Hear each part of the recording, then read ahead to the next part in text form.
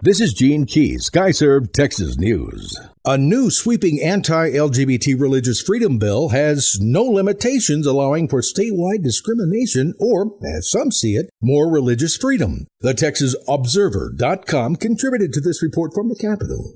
3 Republican state senators have quietly introduced a sweeping anti-LGBT religious freedom measure. Senate Bill 651 would bar state agencies that are responsible for regulating more than 65 licensed occupations from taking action against those who choose not to comply with professional standards due to religious objections. SB 651 is also likely intended as a preemptive strike against efforts to ban the widely discredited practice of reparative therapy, which seeks to change the sexual orientation or gender identity of Texans.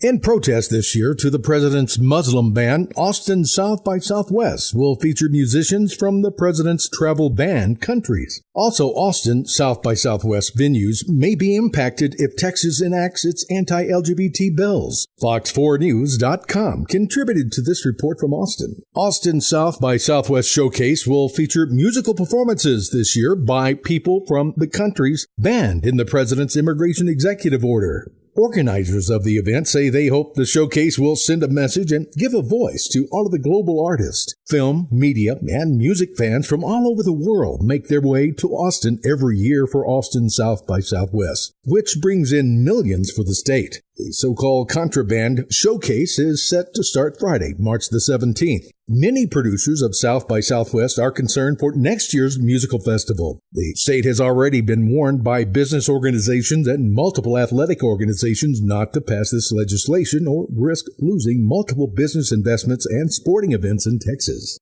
Amarillo regulators are concerned about its citizens and animals. The Houston Chronicle and KVII-TV.com contributed to this report. Officials in Amarillo are weighing an ordinance to outlaw bestiality, sex between humans and animals. Apparently, it's not currently illegal in the city of about 200,000 people. So, the city is holding 2 public hearings on a draft ordinance that sets out a definition of the act as well as fines and penalties if someone is convicted. A city animal officer says there have been between 8 and 12 incidents in the last 2 years that showed signs of bestiality in the Panhandle. It's not clear who might come forward to oppose such a measure and what their social life would be like if they did.